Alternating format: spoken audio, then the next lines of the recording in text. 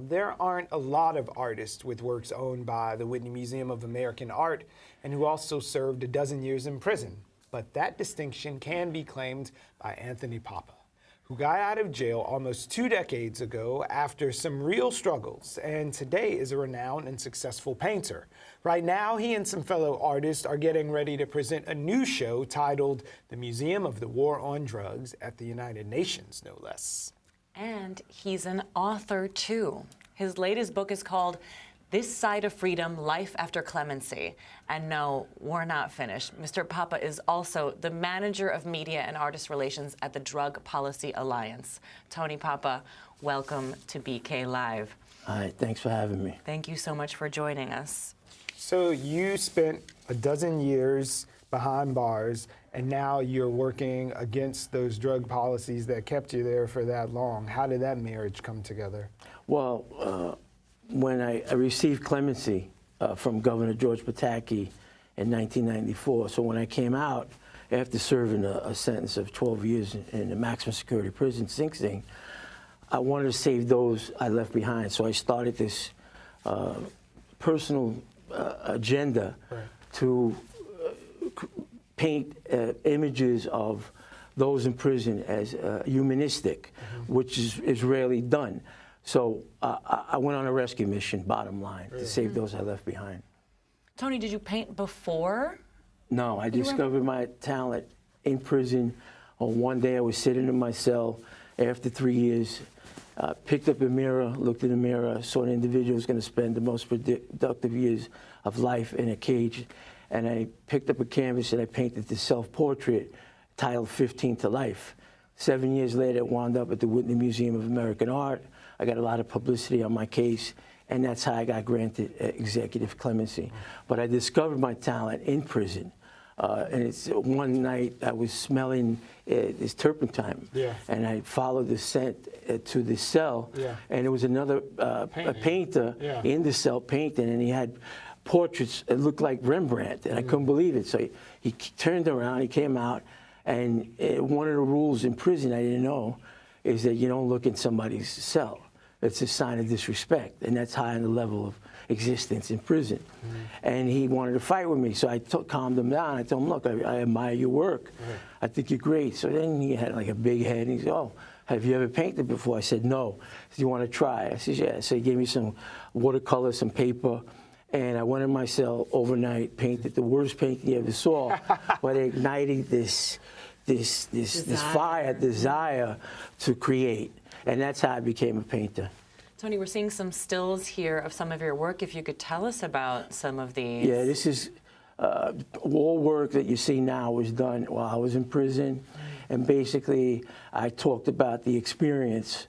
If you want to take a view of what a prison experience is about, you can go to my website, 15tolife.com, and see these images I made. And one of the greatest things about my discovery of my art in prison is discovering also who I was and where I sat in society.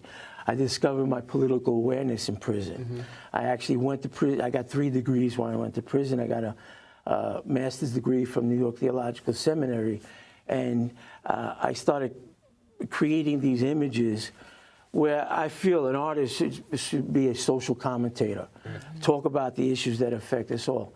So for these paintings that you see now, these were images that I created in prison that talked about the reality that surrounded me. So for me, 2 ironies come to mind. Number one, that you felt that sense when those bars closed that I'm going to spend the most productive years of my life in Sing Sing. And you also, at the same time, found what could be your life's mission, bringing this art as your commentary politically.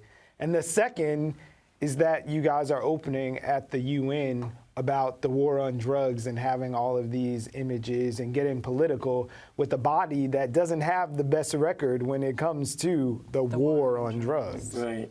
Basically, what's going to happen April 19th to 21 is the show. But that week, there's going to be a bunch of stuff going on in the United Nations.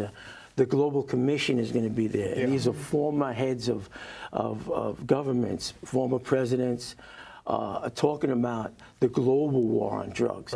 It not only affects Americans, it's around the world. Drug users today are stigmatized. they're like communists in the McCarthy era. Right. People are thrown away in cages. Yeah. Over 1 million in the federal government. New York State, 55,000. 94% were black and Latinos in New York State. Yeah. Very racist laws. So these laws exist. It's still going on. President Obama now is initiating legislation to try to fix a broken criminal justice system. A mandatory minimum sentencing, crack cocaine disparity. These are all problems and issues that affected the United States of America, which actually broken the criminal justice system. Yeah. So we're trying to fix it. My organization I work for, Drug Policy Alliance, is the biggest advocacy organization in the United States. And we, seek to fix laws that are like these laws, mandatory minimum sentencing laws, that just are horrible. Somebody could go to prison for $10 worth of cocaine for 10 years, 15 years. So we're trying to fix those laws. And we're trying to say, if somebody puts some substance in their body, they shouldn't be penalized criminally. I think drug addiction is a medical problem, not a criminal problem. But the way it's being treated is criminally. Tony, what can we expect to see at the museum?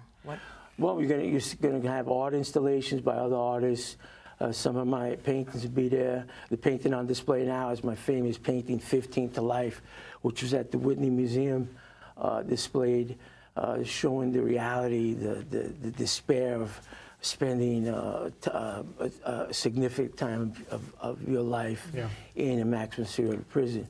So you're going to see images. There's going to be actually cells built, just paintings and just objects that reflect the reality of the war on drugs at the art exhibit. So leaving Sing Sing, how do you begin to navigate the art world?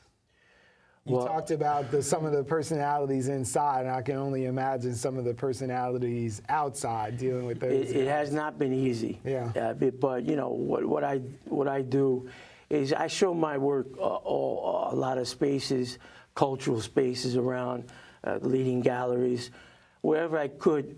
My objective is not really to sell my art. Well, it was nice to sell a piece, but to get the word out about the war on drugs and what it means for people to be in prison for small amounts of drugs and get whacked with tremendous sentences.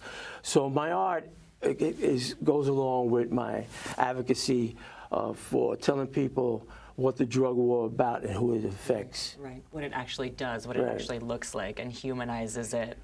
Tony, there's also the book coming out, right? So it's already available as an e-reader. It comes out next week in print. This Side of Freedom, Life After Clemency. Can you tell us a bit about that? Yeah, it's another memoir. My first memoir was 15 to Life, How I Painted My Way to Freedom. A Feral House. That was published in 2004, and that was about my prison experience. This book is a book about my 18 years of freedom and how I've done what I've done to survive, because almost 70% of those that come out return within 3 years.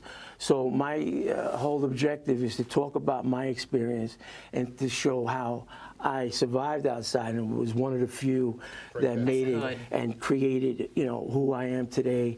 Tony Papa, the artist, the author. Well, Tony Papa, the artist, the author, thank you so much for spending some time with us today. Thanks so much. Bringing your work by. We really appreciate it. Appreciate it. Thanks so much.